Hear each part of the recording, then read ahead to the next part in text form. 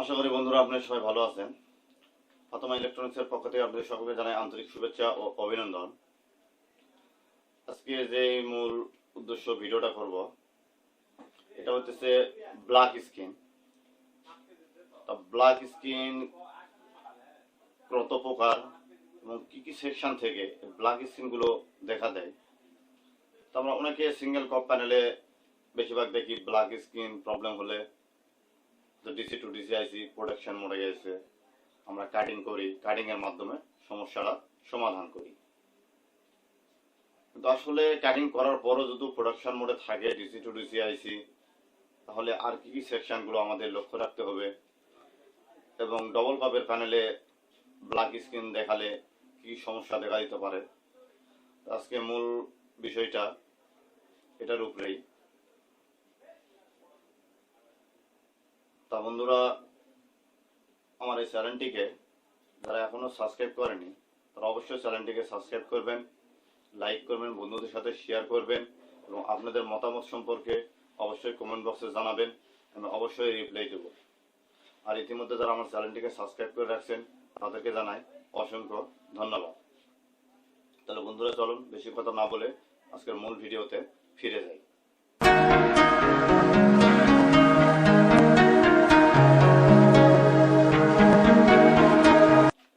বন্ধুরা মূল ভিডিওতে ফিরে এলাম। আজকে যে ভিডিওটা হচ্ছে black skin. Black skin single কপে কি সমস্যায় ব্ল্যাক স্কিন হয়, আবার যেগুলো সাইড কপ আছে সাইড কপে কিভাবে ব্ল্যাক স্কিন সমস্যার সমাধান করা যাবে এবং কি কি সেকশন থেকে ব্ল্যাক স্কিন সমস্যাগুলো করে তা আজকে আমরা দেখব। চলুন মূল ভিডিওটা শুরু করা যাক। আপনারা ব্ল্যাক বোর্ডের দিকে লক্ষ্য রাখুন।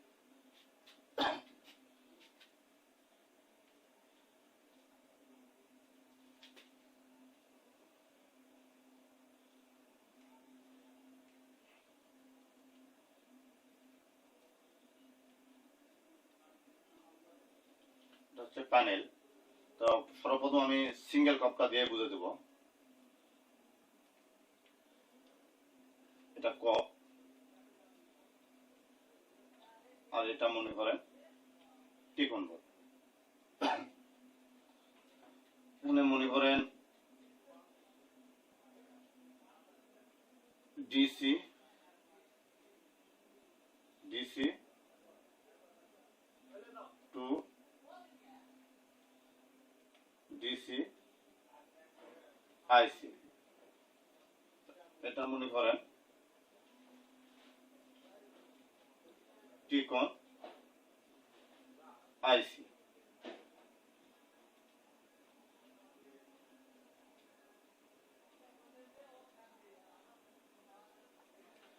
সর্বপ্রথম আমরা যে কাজগুলো করি এবং বেশিরভাগই অ্যাভেলেবল ভিডিওতে যে সমস্যাগুলো দেখা যায় সেটা হচ্ছে কপ কাটিং। কাটিং এর মাধ্যমে আর ব্ল্যাক স্কিন গুলো কিন্তু বেশিরভাগ সমস্যা দেখা যায়। যদি ডিসি টু ডিসি আইসি কখনো প্রোডাকশন মোডে থাকে তাহলে আমরা মনে করি যে প্যানেল শর্ট। এই কারণে হয়তো আমরা অনেক সময়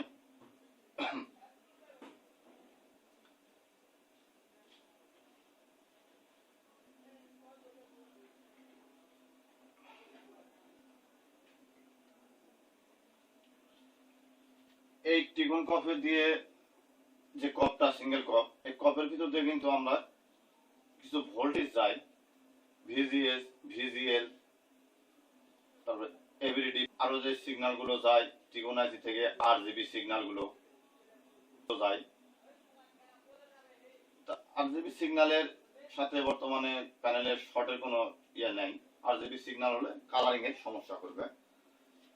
যখনই আমরা দেখি যে DC to DC IC production মোডে কোনো ভোল্ট আউট করতেছে না, DC to DC IC production mode হয়ে আছে, তখন আমরা করি কি হয়তো এই সাইড থেকে কিছু লাইন কেটে সর্বপ্রথম আমরা দেখি যদি DC to DC IC volt না আসে তাহলে আমরা করি কি এই সাইডে কাটি।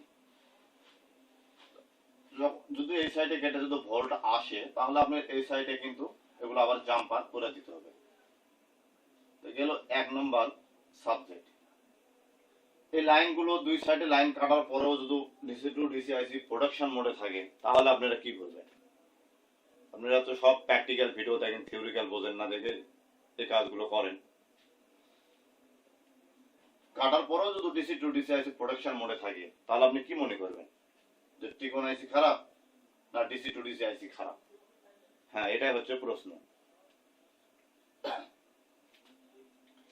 এই ডিসি টু ডিসি আইসি থেকে ভিডিডি 3.3 ভোল্ট 3.3 ভোল্ট যখন এই টিকন আইসিতে যাবে, সঙ্গে সঙ্গে টিকন আইসি একটা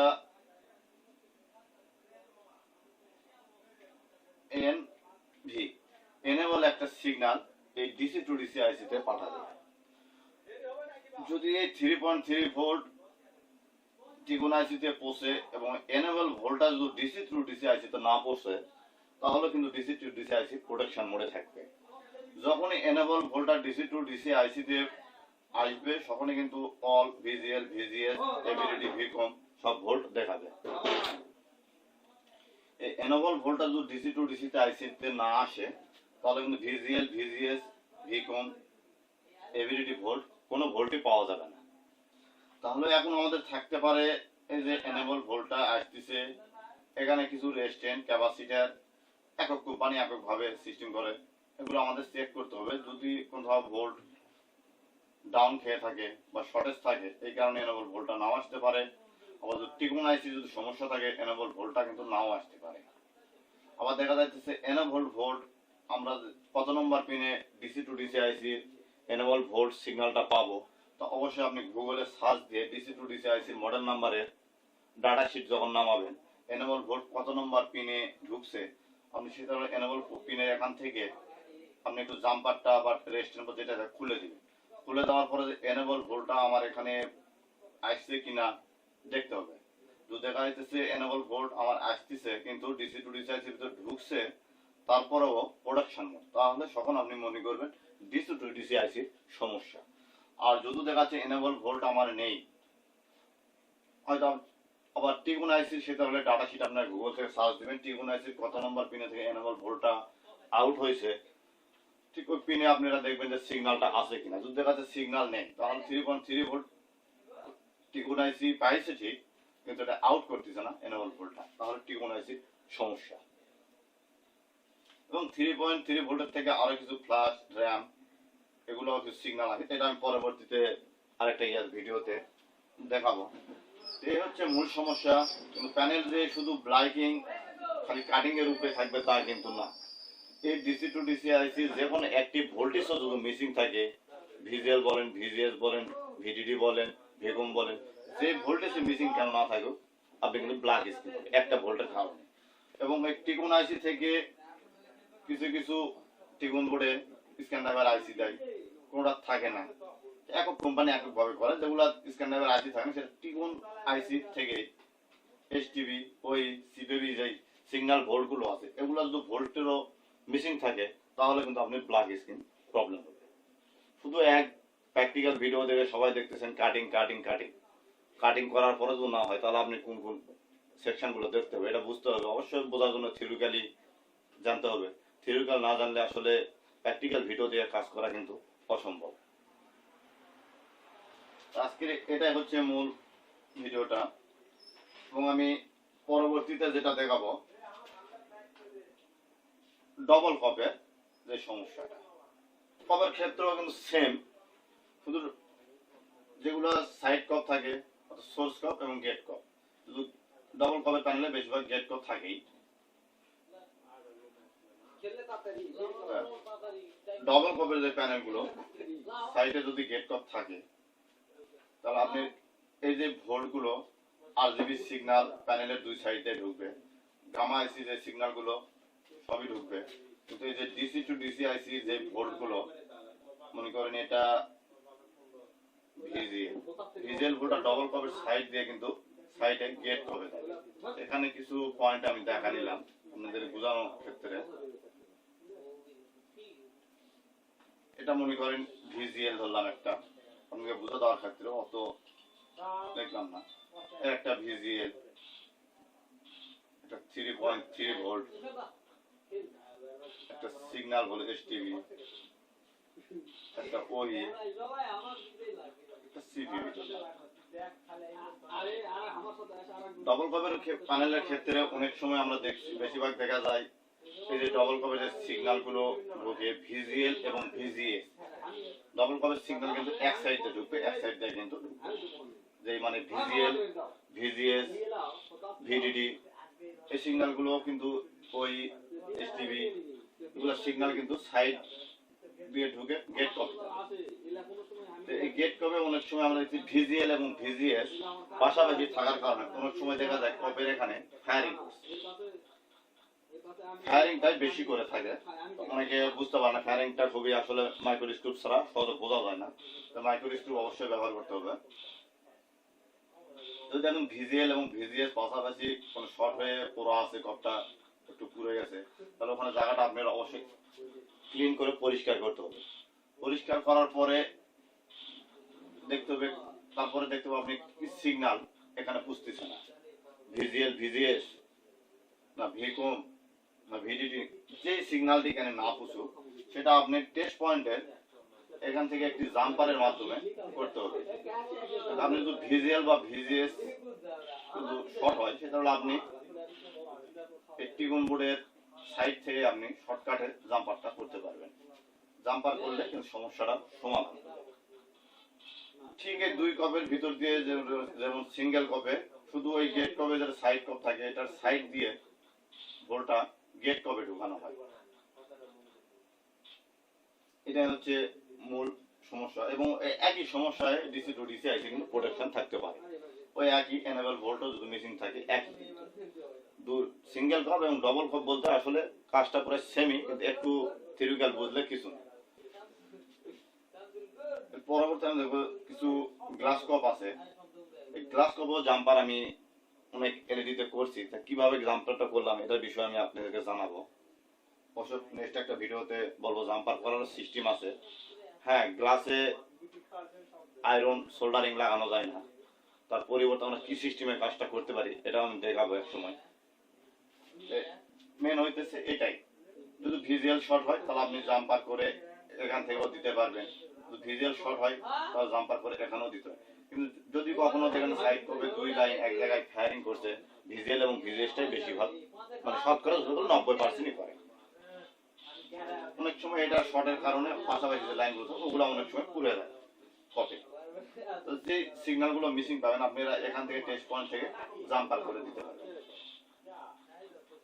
এটাও কিন্তু একই আরজিবি সিগন্যাল দুই সাইড দিয়ে প্রবেশ করে, গামা আইসি থাকলে গামা সিগন্যাল গুলো দুই সাইড দিয়ে প্রবেশ করে। এটা তো সরকারি একটা প্যানেলের ফল্ট ফাইন্ড করার নিয়ম, শুধু ব্ল্যাক স্ক্রিন হবে আপনি কাটিং করবেন তা কিন্তু না, ব্ল্যাক স্ক্রিনের জন্য বহু প্রবলেম থাকে। এই যেমন গেট কপে যদি কোনো জায়গায় পুরাও যদি নাও থাকে, যদি একটি ভোল্টেজও যদি কোনো সময় গ্লাসের ভিতর মিসিং হয়ে থাকে তাহলে কিন্তু আপনি এখানে ভোল্ট পাবেন না।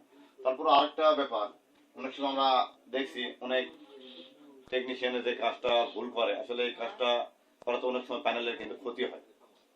অনেক সময় দেখা যায় এখানে হয়তো ভিজিএল ভোল্টেজটা আমার আছে, ভিজিএস যেমন 20 থেকে 30 এর ভিতরে থাকতে হবে, এখানে হয়তো 5 বা 6 দেখা দিচ্ছে, আমরা এখান থেকে জাম্পার করি, কিন্তু 5 বা 6 যদি দেখায় ভোল্টেজটা, তাহলে আপনারা সর্বপ্রথম যে এই কপ দিয়ে যে ভিজিএল ভোল্টেজটা ঢুকছে কপের গোড়ায় কেটে দিবেন, কেটে দেওয়ার পরে বাইপাসটা করবেন, এতে ভালো। কারণ এখানে যে ভোল্টেজটা কোন দেখাইতেছে কিছু না কিছু শর্টেজের কারণে কিন্তু কোনটা দেখাইতেছে, যখন আবার হয়তো হাই ভোল্টটা পাবে অন্য কোনো এটা শর্ট হয়ে যেতে পারে।